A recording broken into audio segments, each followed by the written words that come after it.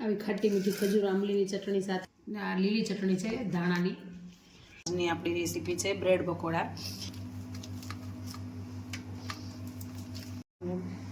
આપણે આવી રીતે બટેટા અને વટાણાને સરસ એવા હાથેથી મસળી આદુ લસણ મરચાંની પેસ્ટ એડ કરશું. એને આવી રીતે આના અંદર ડીપ કરી લેશું. પકોડાને આપણે આવી રીતે પીઝા કટરથી વચ્ચેથી 2 પીસ કરી દઈશું.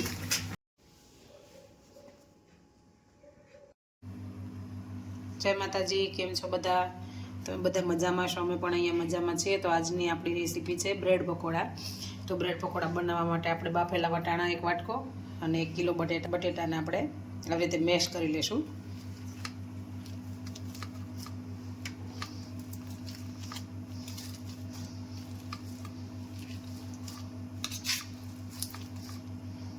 તમારે આગળ વટાણા ના હોય તો તમે ખાલી બટેટાના પણ બ્રેડ પકોડા બનાવી શકો છો. વટાણા એડ કરવાથી બટેટામાં બહુ સરસ એવો પકોડામાં ટેસ્ટ આવે છે. તો આપણે 1 વાટકી વટાણા પણ લઈ લીધા છે. આના અંદર બધાને સારી રીતે આપણે મેશ કરી લઈશું. આપણે આવી રીતે બટેટા અને વટાણાને સરસ એવા હાથેથી મસળી અને મેશ કરી દીધા છે. હવે આપણે આના અંદર આદુ લસણ મરચાંની પેસ્ટ એડ કરશું.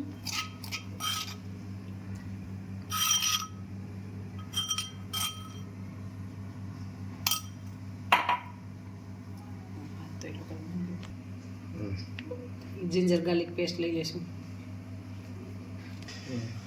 હળદર પાવડર,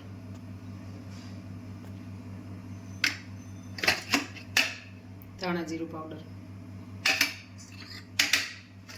બટેટા બાફતી વખતે મીઠું નાખ્યું છે એટલે મીઠું આપણે થોડું ચેક કરીને એડ કરશું. હવે આપણે ગરમ મસાલો યુઝ નથી કરતા કે લાલ મરચું પાવડર યુઝ નહીં કરીએ. હવે આના ઉપર આપણે થોડી હિંગ નાખી દઈએ. હિંગ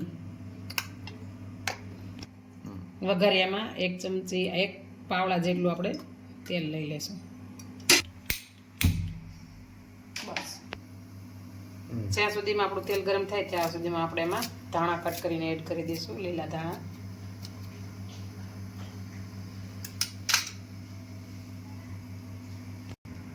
આપણું તેલ ગરમ થઈ ગયું છે. આપણે એમાં નાખશું થોડુંક જીરું.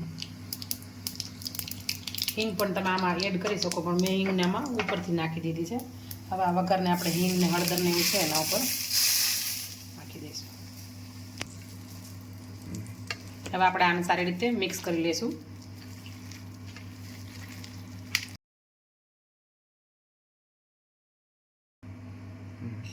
આપણે લીંબુનો રસ એડ કરી લઈશું આના અંદર. મારે મોટું લીંબુ હતું એટલે મેં અડધું જ નાખ્યું છે. આ મોટું લીંબુ હતું એટલે મેં અડધું એડ કર્યું છે આના અંદર. તમારે આગળ જો નાનું હોય તો તમારે આખું લીંબુ એડ કરી દેવાનું. ખાટો મીઠો સરસ ટેસ્ટ આવશે. 1 ચમચી ખાંડ ઉમેરીશું. આપણે વઘાર કર્યા પછી ખાંડ નાખજો એટલે ખાંડ કડક ન થઈ જાય. હવે આપણે 1 ચમચી ખાંડ એડ કરી દીધી. જો તમને ગળું ન ટેસ્ટ સારો લાગતો હોય તો તમે ખાંડને સ્કીપ કરી શકો છો, પણ ખાંડ નાખવાથી ખાટો મીઠો સરસ સ્વાદ આવે છે. આને આપણે સારી રીતે મિક્સ કરી લઈશું. આવી રીતે આપણે બ્રેડની 1 સ્લાઇસ લઈ લઈશું અને એના ઉપર મસાલો આપણે લગાડી દઈશું સરસ રીતે.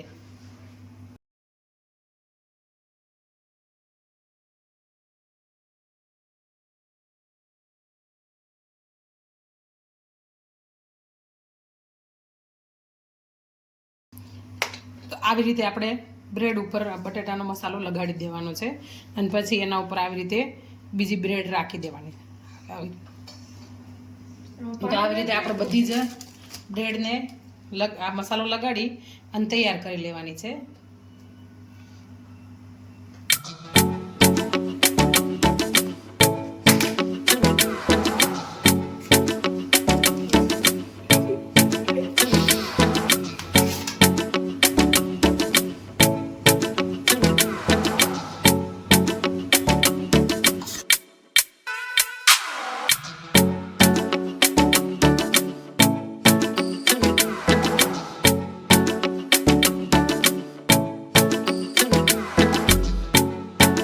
તો આપણે બ્રેડમાં મસાલો ભરી અને આપણે બ્રેડ તૈયાર કરી લીધી છે. હવે આપણે પકોડા તળવા માટે તેલ મૂકી દઈશું ગેસ ઉપર.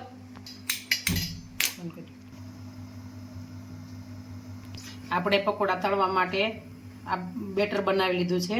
આનામાં ચણાનો લોટ, ચોખાનો લોટ, હળદર, મીઠું અને અજમો નાખેલો છે અને પાણી નાખી અને આપણે આવું ઘાટું રાખવાનું છે આ બેટરને. ચોખાનો લોટ એડ કરવાથી એકદમ ક્રિસ્પી પકોડા સરસ બને છે. એટલે આપણે એનામાં 2 ચમચા જેવો ચોખાનો લોટ એડ કર્યો છે, 3 થી 4 ચમચા જેવો આપણે ચણાનો લોટ એડ કર્યો છે. તેલ ગરમ થયું છે કે નહીં ચેક કરવા માટે આપણે આમાં થોડુંક બેસનના ટીપા નાખશું. આવી રીતે ઉપર આવી જાય એટલે આપણું તેલ ગરમ થઈ ગયું છે. હવે આપણે આ બ્રેડ છે જે એને આવી રીતે આના અંદર ડીપ કરી લેશું.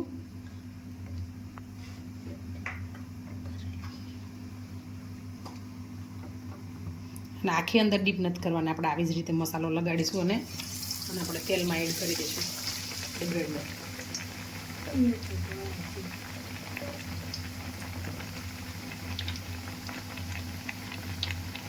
તેલ આપણું સરસ ગરમ છે એટલે તેલને આપણે મીડિયમ ગરમ કરવાનું છે. આપણે ગેસ એકદમ ફાસ્ટ પણ નથી રાખવાનો, એકદમ ધીરો પણ નથી રાખવાનો, આપણે એવો ગેસ રાખવાનો છે. હવે આપણે આમાં જો તમે જોઈ શકો આજુબાજુ બબલ્સ આવતા બંધ થઈ ગયા છે એટલે આપણે પકોડાને પલટી લઈશું.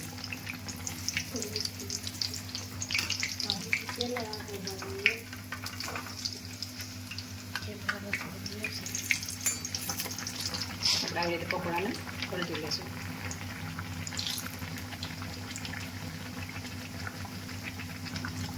બે સાઈડથી આપણું પકોડું સરસ રીતે તળાઈ ચૂક્યું છે, તળાઈ ગયું છે. હવે આપણે એને કાઢી લઈશું તેલમાંથી બહાર અને આપણે લઈ લઈશું પ્લેટની અંદર. તો આવી જ રીતે આપણે બધા પકોડાને તળી લેવાના છે. આપણે આ બીજું પકોડું પણ એ જ રીતે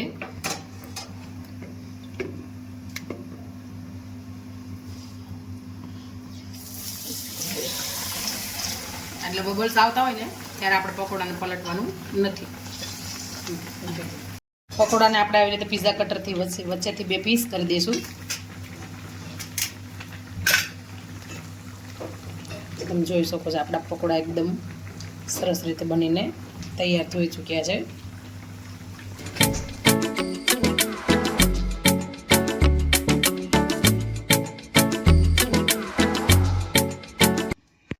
આવી ખાટી મીઠી ખજૂર આંબલીની ચટણી સાથે બ્રેડ પકોડાને સ્વાદ ડબલ થઈ જાય છે.